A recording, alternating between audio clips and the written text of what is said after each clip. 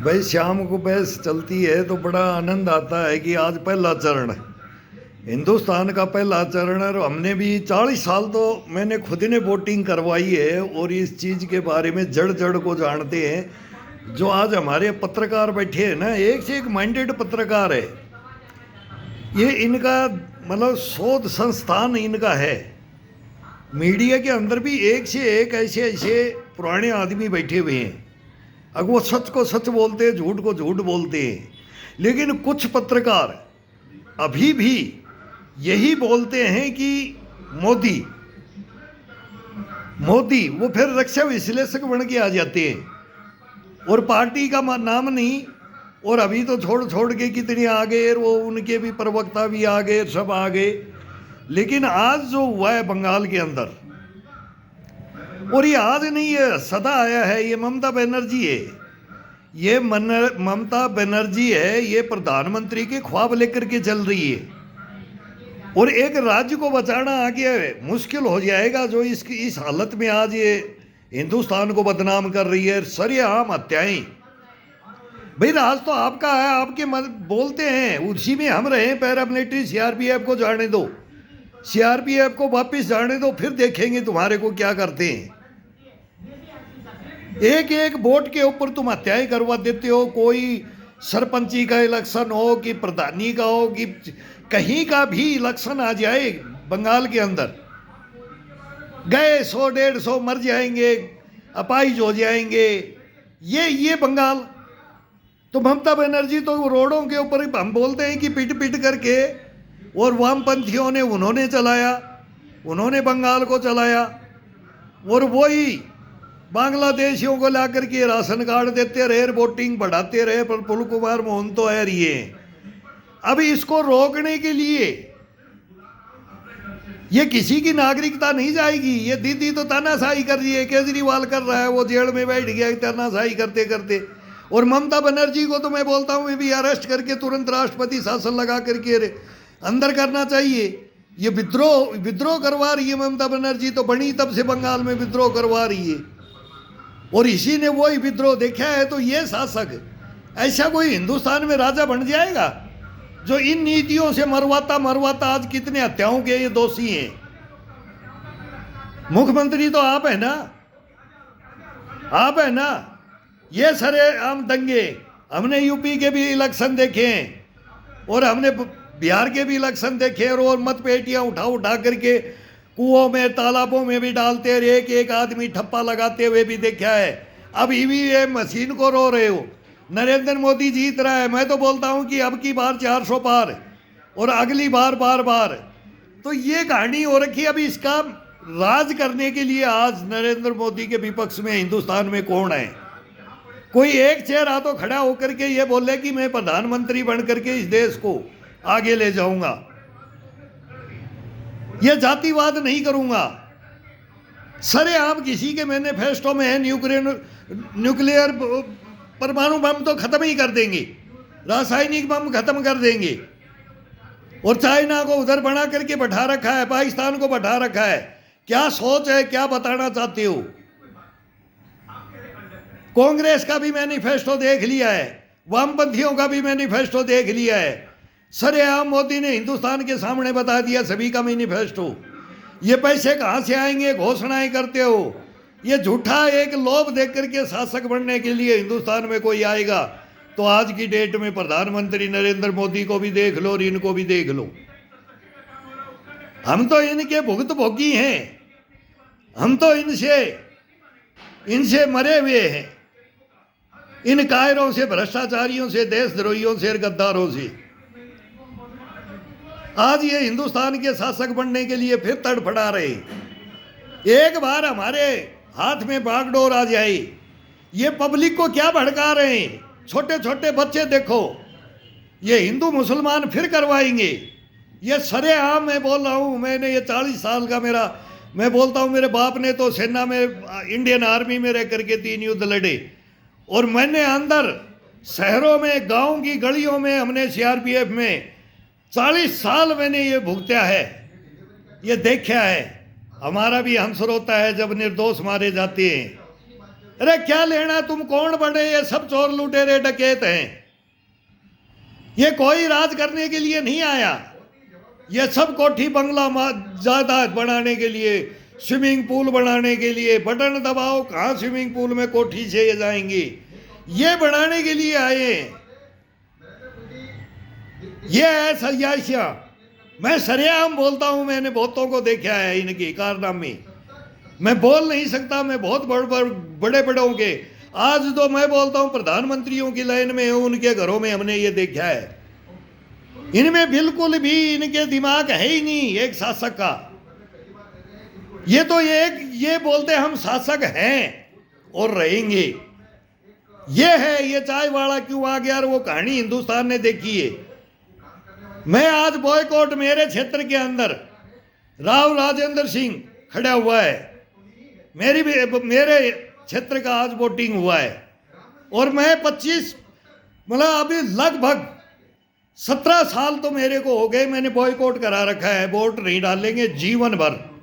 मेरा खुद का परिवार, मैं बोलूं कि मैं खड़ा हो जाऊं तो मेरे बच्चे नहीं डालेंगे वोट, और मेरा बच्चा खड़ा हो जाए तो मैं नहीं डालूंगा वोट। वोट नहीं डालेगा कोई किसी को हिंदुस्तान के अंदर। इन्होंने वो किया है हमारे साथ में,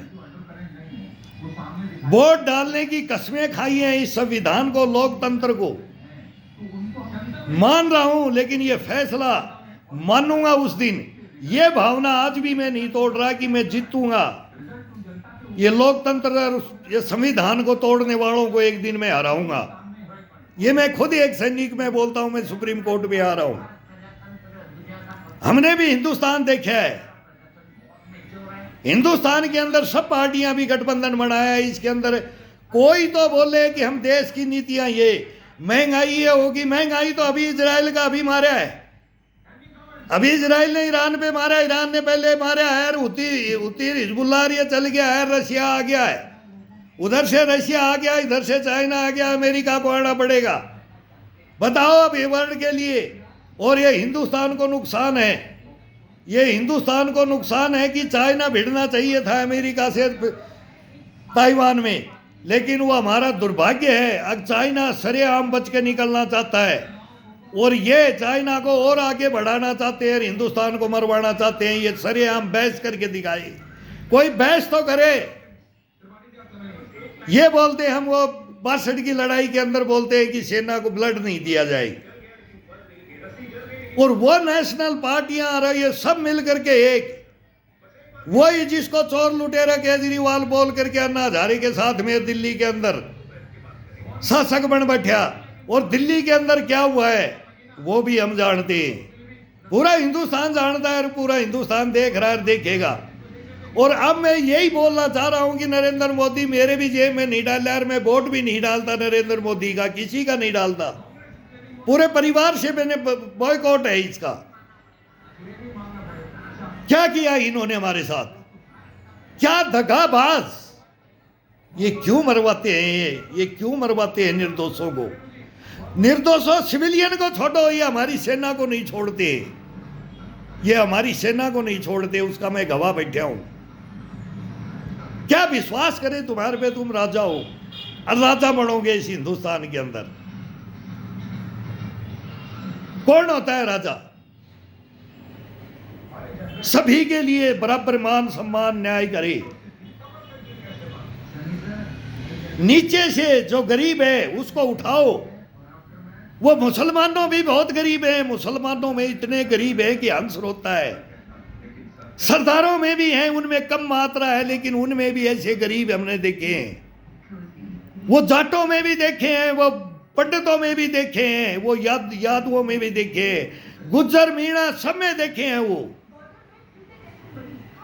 ये आरक्षण आरक्षण आरक्षण केवल वोट के ऊपर ये बढ़ाया कैसे गया था और क्या, मैं तोड़ने की बात नहीं करता, लेकिन ये तो अपने आप ही खत्म हो जाएगा जब नीचे वालों को उठाओगे। नीचे वालों को उठाओगे तो अब वो करप्शन, मैं ये बोलता हूं कि मोदी एक ही बात जो बोल रहा है वो एक नंबर बोल रहा है हिंदुस्तान के सामने। करप्शन के ऊपर बस एक करप्शन में खत्म हो जाए, पूरा हिंदुस्तान में ही चमन चमन फिर सोने की चिड़िया, लेकिन लूट के खा रहे हैं हिंदुस्तान को, लूट के बेच रहे हैं, अपनी हमें जमीन को बेच रहे हैं। ऐसे ऐसे हिंदुस्तान के अंदर ऑफिसर बन के आते हैं। वो क्या मैं बोलता हूं कि हिंदुस्तान में इस कहानियों को सुने। कोई गांजा ट्रक भर भर के भेजता है, हिंदुस्तान को बर्बाद कर दिया, हिंदुस्तान को बर्बाद कर दिया। मेजर जनरल रैंक का अधिकारी, वो मेरा ही है, पटना डीआईजी, आईजी, वही बिलासपुर का डीआईजी, वही ग्वालियर का ब्रिक्स डीआईजी, वो ये आईजी डीके सूरी। ये कितने इतने बड़े स्मगलर हत्यारे हिंदुस्तान के अंदर। ली टक्कर उन्होंने, उनसे ली टक्कर। लेकिन क्या करे, हिंदुस्तान को कौन सुधारे। हम सुधार के रास्ते पे गए तो हमारी गर्दनें काट दी इन्होंने। ये हिंदुस्तान है, ये हिंदुस्तान बनाओगी। सैनिकों के साथ क्या बर्ताव किया है, ये हमारे को बताओगी। और हम मोदी किसके लिए नहीं कर रहा है। सेना तो छोड़ो, मैं बोलता हूं जल में, थल में और नभ में, और फिर निकल जाओ, चंद्रमा पे निकल जाओ, और वो मंगलयान पे निकल जाओ, और कहा, और फिर वर्ल्ड में निकल जाओ। वर्ल्ड के अंदर आज पूछ हो रही है कि हिंदुस्तान बोल रहा है तो कान खड़े हो रहे, बच जाएंगे, वर्ल्ड बच जाएगा, वर्ल्ड बचेगा। ये आस अभी भी नरेंद्र मोदी से है, एस जयशंकर साहब से। वो एक नंबर पढ़े लिखे हैं, विदेश मंत्री हिंदुस्तान के, रक्षा मंत्री राजनाथ सिंह एक नंबर, गृह मंत्री अमित शाह, और अगला प्रधानमंत्री मैं बोलता हूं कि योगी आदित्यनाथ योगी। उनका मैं नोएडा में दूसरा मुख्यमंत्री का तो बनने से पहले घोषणा किया था कि ये बंदा कोई आया है इस देश के लिए, मर मिटने के लिए आए। और इसमें हिंदू मुस्लिम सिख ईसाई कोई नहीं रहे, कोई नहीं रहे, सब भाई भाई। इस हिंदुस्तान को कौन बना करके चलेगा। फिर यह आजादी ली थी क्या हमने भाई? कौन सी आजादी ली थी हमने? तुमने तो वो किया हिंदुस्तान के अंदर, वो अच्छाइयां भी की, कहां कहां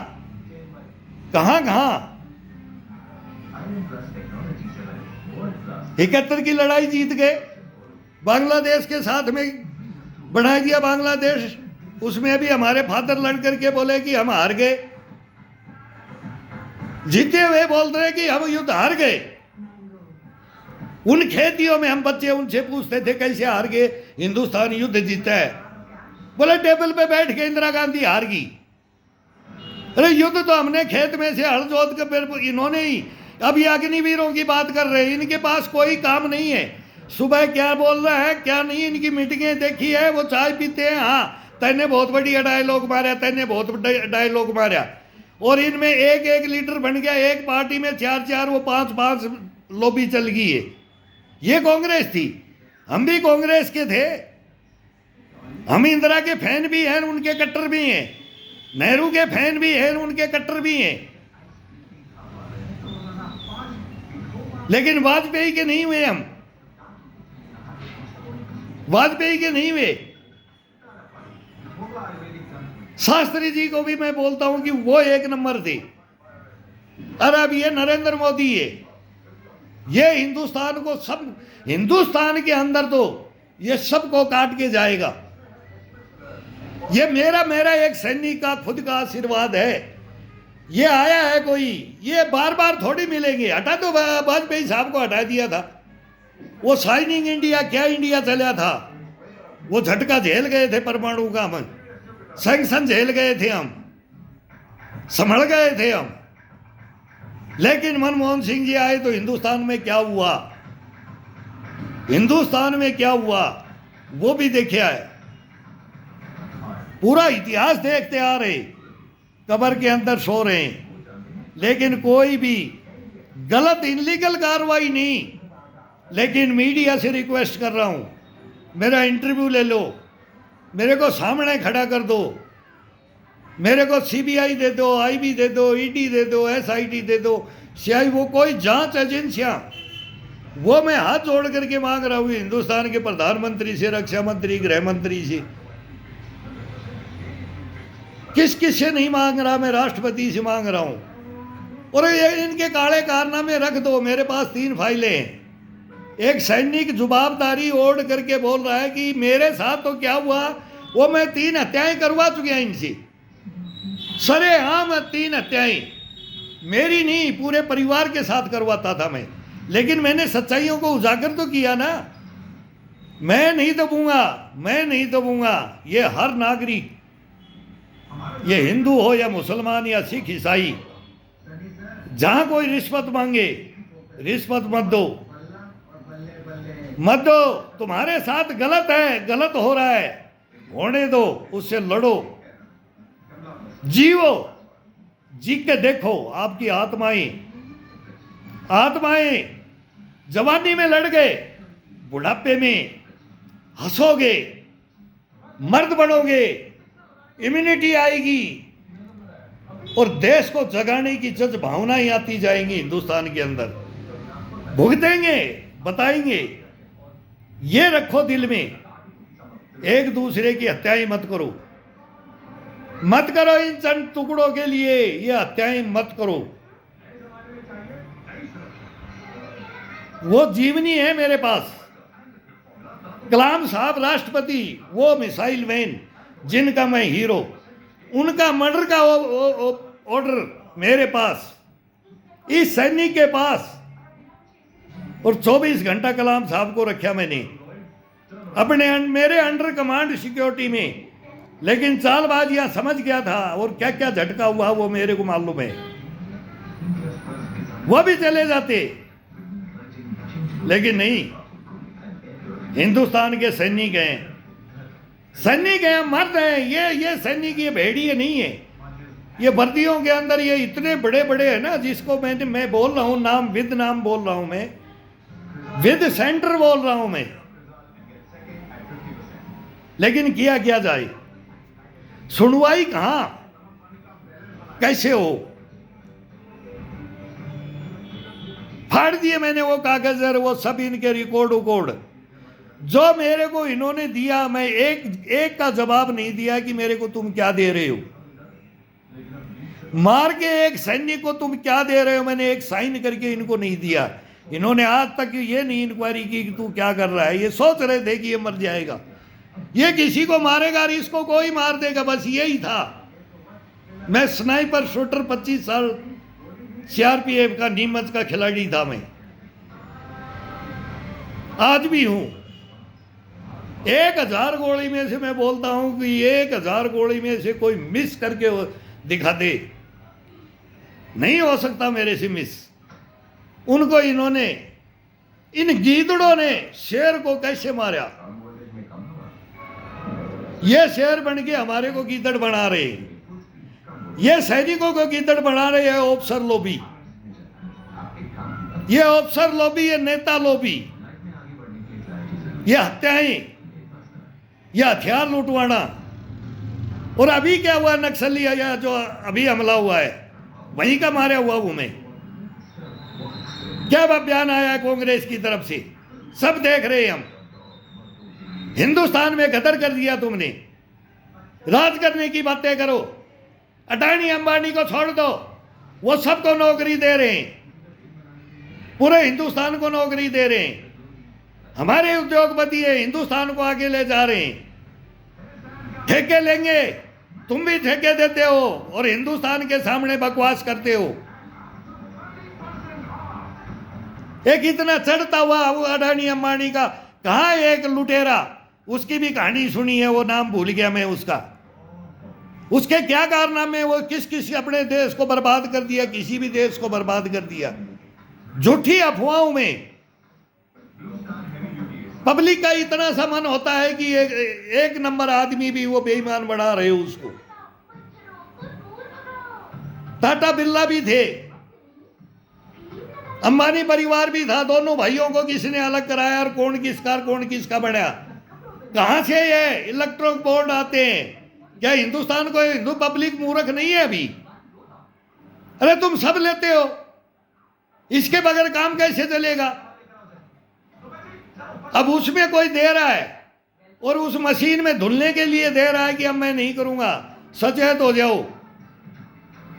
इतनी हेरा फेरी नहीं, जितनी करोगे तो इतना देना भी पड़ेगा। जो लूटा है उसको देना पड़ेगा, नहीं तो उसको जमा करना पड़ेगा।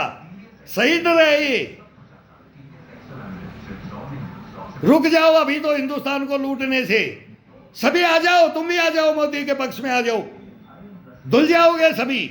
और फिर देश की बात करो, देश की बात करो, कोई राजा को सेलेक्ट करो। ये द्वापर, कलयुग, त्रेता, सतयुग, सभी लोह युग, पाषाण युग, जुरासी काल, आदम हवा से लेकर के हिंदुस्तान को नहीं, वर्ल्ड को पढ़ा है हमने। सुकरात, अरस्तु तक पढ़े हमने, गीता बाइबल पढ़ी है हमने, कुरान भी जानते हैं,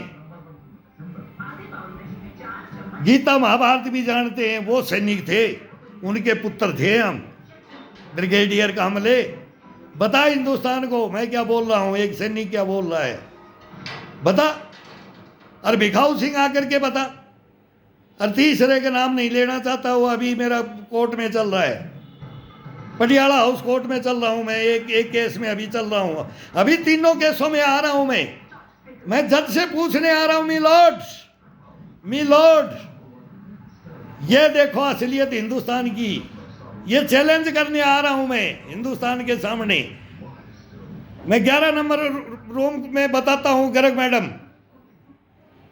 बहुत बढ़िया बात की है मेरे से। एक दफा मैं भी गुस्सा हुआ हूं, 2 दफा गुस्सा हुआ हूं। एक उनकी गलती पे हुआ हूं, एक मेरी गलती पे हुआ हूं। और अब की बार में हमारा अगर दोनों का बहुत बढ़िया बात हुई है। और मैं बताऊंगा हिंदुस्तान को कि हिंदुस्तान है क्या। मैं बताऊंगा दिल्ली क्या है। मैं बताऊंगा ये राजधानी हमने बनाया, ये राजधानी, इसमें 10 साल मैंने सेवाएं दी और इसको केजरीवाल ने क्या किया, ये बताने के लिए मैं अभी पटियाला हाउस कोर्ट में हूं। और अभी सुप्रीम कोर्ट में मेरी पिटीशन डलवा रहा हूं मैं। कहीं से मनी मुनी का जुगाड़ कर रहा हूं और कोई बढ़िया सा एक एडवोकेट मिल जाए, उनको किया भी है, मैंने किया भी है। पैसे के लिए बोला है बेटा मैं दूंगा, अब नहीं है मेरे पास। हाँ किया है अंकल, मैं आपका केस लड़ूंगा। मोहित यादव है और मेरी हेल्प भी करने के लिए कि भाई अभी पैसे, पहले मेरी प्रॉब्लम थी तो उन्होंने माना है। मेरे को एक दफा सुप्रीम कोर्ट के चीफ जस्टिस साहब के सामने खड़ा कर दो मेरे को, मैं जबरदस्ती हाँ उल्लड़ करके हाईलाइट होके नहीं आना चाहता कि मैं नहीं। एक दिन में मैं भी कोई गड़बड़ करूंगा तो मेरे को एक दिन में अरेस्ट करेंगे और मेरे से मीडिया पूछेगा। मैं वो गंदा काम कर करके मैं नहीं आना चाहता। मेरे को तरीके से अब आना चाहता हूं, क्योंकि अभी मेरा वो टाइम इन्होंने मेरे को मार के दफनाया था, वो मेरा टाइम पूरा हो चुका है। तो पूरा होने के बाद में मैं 2 साल से मैं रो रहा हूं अपनी विनती को और मैं बोल रहा हूं। लेकिन अभी लीगल कार्रवाई से मेरे को सुप्रीम कोर्ट में जाना पड़ेगा और वो मेरा सहायता भी करने के लिए एडवोकेट आ गए हैं। मैं एक को ही बोल रहा हूं, मैं तो हरीश साल्वे साहब को बोलता हूं, अर्जुन निकम साहब को बोलता हूं, मैं तो राम जेठमलानी को बोलता था, वो गए। प्रशांत भूषण को मैं बोलता हूं, 1 नंबर सुब्रमण्यम स्वामी के साथ में मैं रहा हूं। तो मैं सर, आप भी अगर ये बात सुन रहे हो तो मेरे एडवोकेट बन जाओ। आपने बहुत तगड़ा एक से एक केस लड़े हैं और ईमानदारी से आप हिंदुस्तान को बता दोगे। सुब्रमण्यम स्वामी साहब, मैं आपका बॉडीगार्ड भी रहा हूं। मैं आपको, आप अभी पहचान नहीं रहे तो मैं बता रहा हूं कि आपके घर में भी मैं आपको ले जाता था एयरपोर्ट पर। कुछ दिन हमारे को ड्यूटियां आपके साथ में मिली थी। तो मैं कईयों से रिक्वेस्ट कर रहा हूं कि इन 3 केसों को मेरे वकीलों को मैं बोलता हूं कि आप नहीं बोलोगे मेरे केस में, वो बोलते हैं अंकल आप चुप हो जाओ। मैं बोला आप सही बात नहीं कर सकते, केवल फाइल लेने से ये जज को नहीं समझा सकते। इन केसों को डायरेक्ट मेरी बहस करवा दी जाए और लाइव बहस हो जाए। मैंने लाइव मांगा लेकिन उन्होंने इजाजत नहीं दी एक दफा, अब फिर मैं लाइव मांगूंगा। जज साहब से मेरी बात लाइव करवा दे। हिंदुस्तान में मीडिया को ये बोलना चाहता हूँ मैं, मैं मतलब पूरे संस्थाओं से ये बोलना चाहता हूँ। अभी पटियाला हाउस कोर्ट में हूँ, इसके बाद में मैं सुप्रीम कोर्ट में आऊँगा, लेकिन पटियाला हाउस कोर्ट की मेरी बहस, मेरे से भी आंसर क्वेश्चन होंगे कि मैं क्या किया, और मेरा पार्टी से भी होगा जिससे मैं टक्कर ली, जिससे मैं मारा गया, मेरा परिवार मारा गया। ये लड़ाइयाँ 3 लड़ूंगा और आ गया हूँ मैं।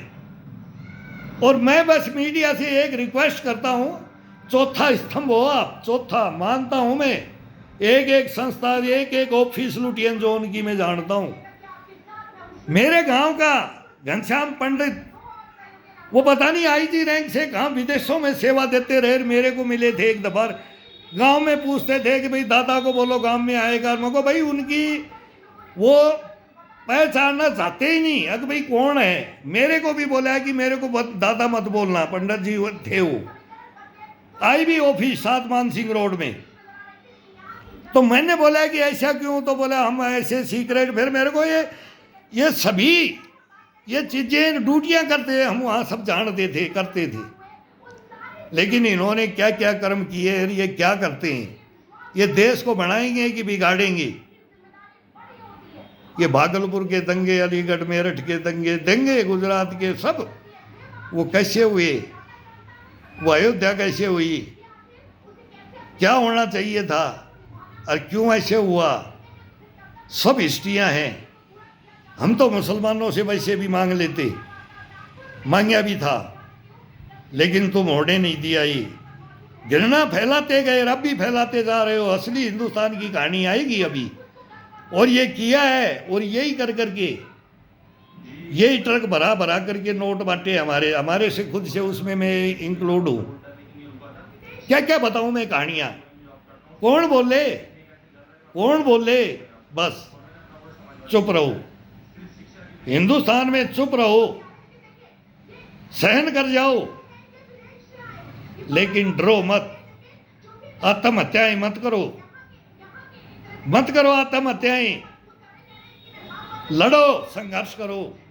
जीवन संघर्ष है, संघर्ष ही जीवन है।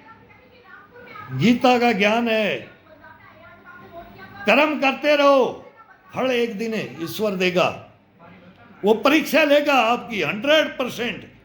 ज्यादा भले रहोगे और ज्यादा भगवान के भजन करोगे, उतने ही मारे जाओगे। जितने उचक्के चोर, उचक्के, लुटेरे, डकैत, बदमाश बनाओगे, अपना जीवन नष्ट, नरक बना जाओगे।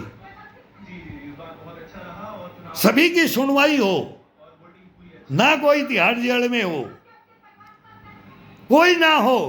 काम ही ऐसे नहीं होंगे तो कैसे होंगे। ये भावना लेके कौन हिंदुस्तान में आए।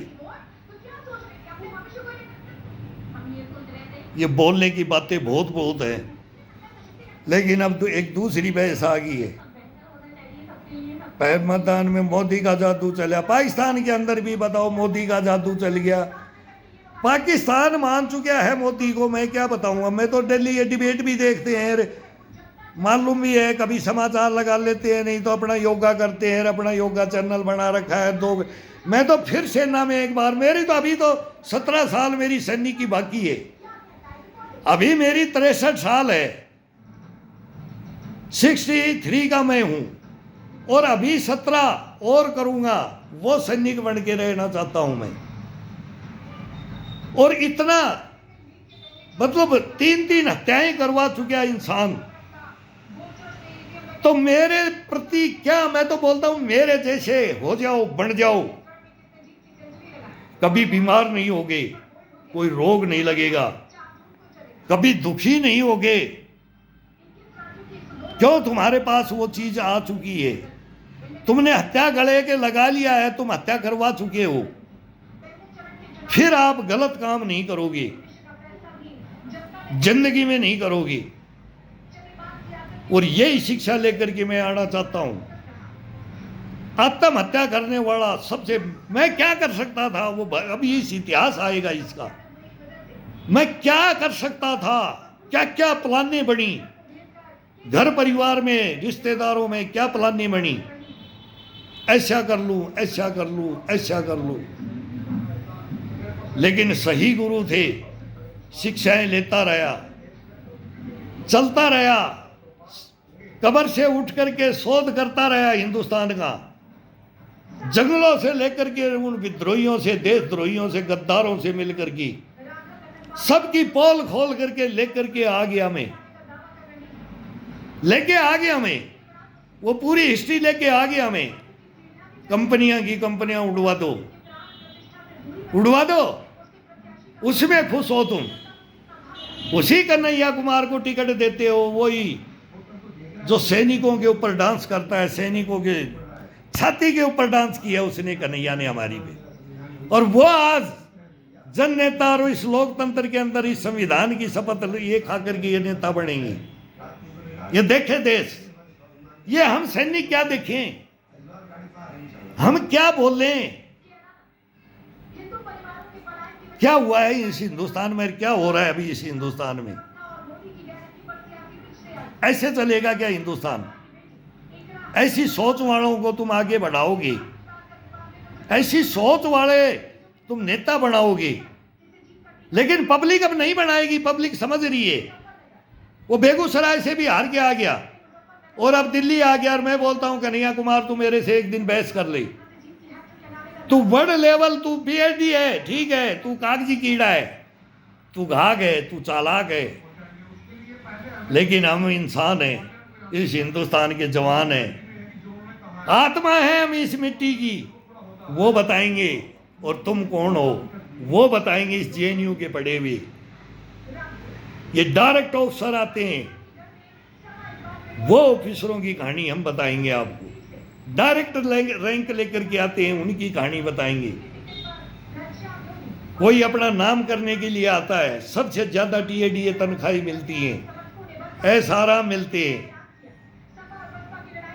4-4, 5-5 बटमैन मिलते हैं, लंगर खा जाते हैं, कैंटीन खा जाते हैं, फिर जवानों की तनख्वाह को भी हड़पना शुरू कर देती हैं, कंडीमेंट सामान, जवानों का जो भी इक्विपमेंट सब खा जाते हैं, ये साबुन तक को खा जाते हैं, ये बूट पॉलिश तक को खा जाते हैं।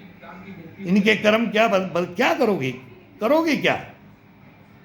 अरे पहले कुछ भी है तो मिलता भी नहीं था, मिलता था तो ये इनका डकैती, इनसे लड़े हम,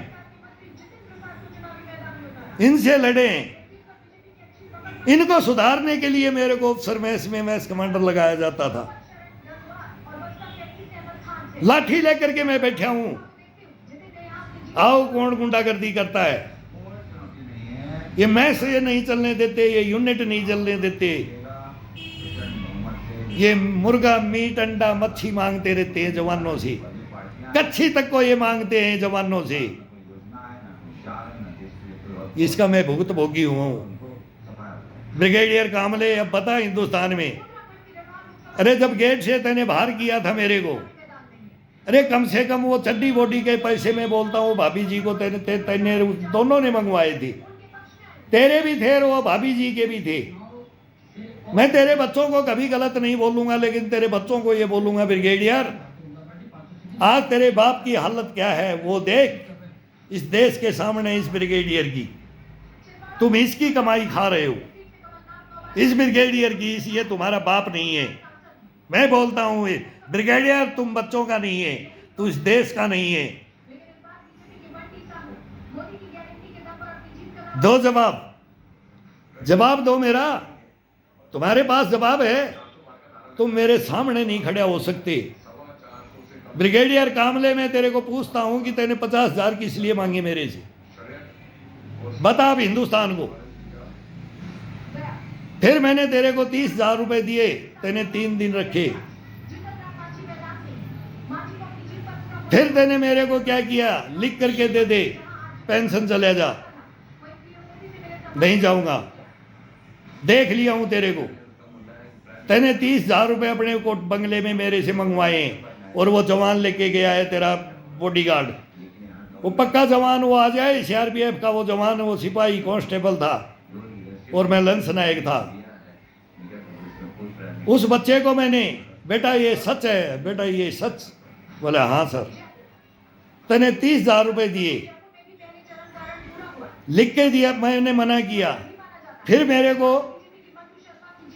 माफी मांग ले, ये बोला गया आपके द्वारा। मैं जवाब नहीं देता था, मेरे को कोई बोलता था कि माफी मांग ले जाके, मैं को नहीं मांगूंगा, मेरा दोस्त नहीं। बोला लिख के देते पेंशन, मैं को क्यों जाऊं, अभी मेरे बच्चे पढ़ रहे हैं, पूरी जवानी फौज में दे दी, मेरे बच्चे पढ़ रहे हैं और मेरे को आज कैंप से निकाला जा रहा है।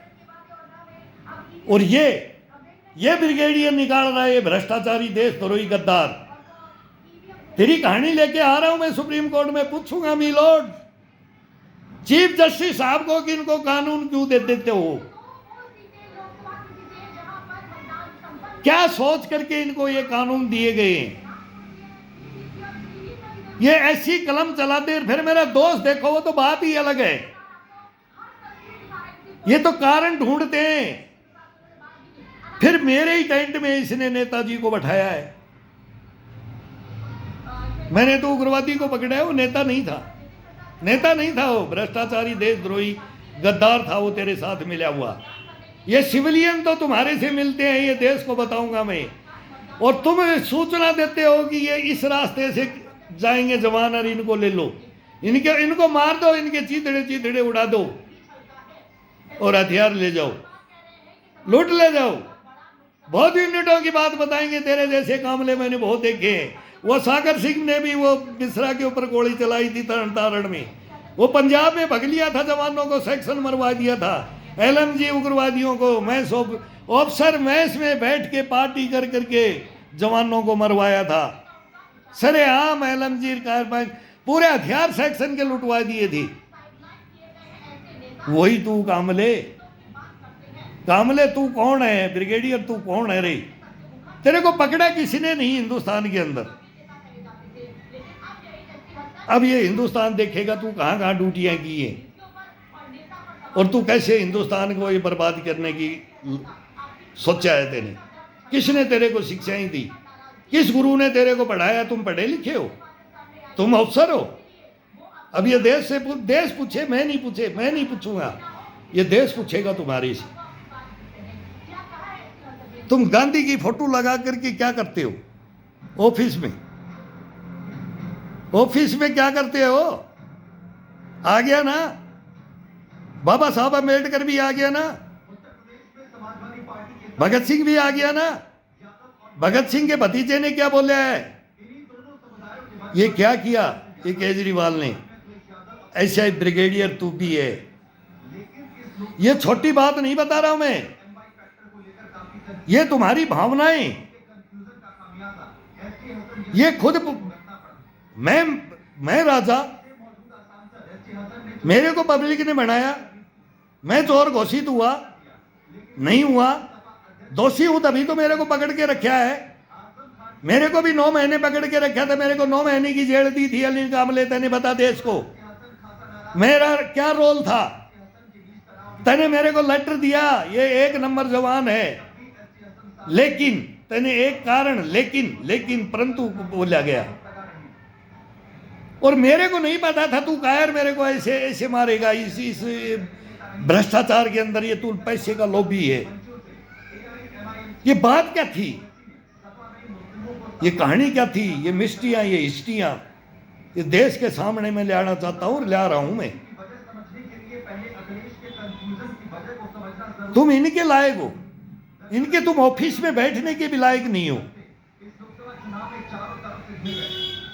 वह हिंसा का पुजारी, तुम अपने सैनिकों की हत्या ही कर रहे हो। अरे ब्रिगेडियर हिंदुस्तान का तू बता, इस हिंदुस्तान में और भी ब्रिगेडियर जनरल कर्नल है, बता भाई ये आदमी, ये जवान क्यों तेरे को गालियां दे रहा है? मैं तेरे को अब शब्द भी बोलता हूं और अभी तो बोल दूंगा मैं। और मैं बोल रहा हूं कि तू अभी बड़ा भाई है, तू आ जा इस देश को सुधारने के लिए मेरे साथ आ जा, दोनों मिलके इस देश को सुधारेंगे। सभी को एक एक को लाऊंगा और खड़ा कर करके मैं बोलूंगा कि बोलो, वो तो आएंगे, अब फैसला तो आएगा, होगा, लेकिन तुम्हारे आने में बहुत बचाव है। मैं तुम्हारी सजाएं नहीं चाहता, तुम्हारी हत्याएं नहीं चाहता, मैं तुम्हारे बीबी बच्चों पे लात नहीं मारना चाहता। तुमने मेरे मार दिया। मैं तो बार बार बोलता हूं, मेरी गर्दन काट दी, मेरे कंधे बाजुएं तोड़ दी, मेरे पेट पे लात मार दी, इस पेट पे तुमने लात, पीठ में छुरा घोंप दिया तुमने। बताऊंगा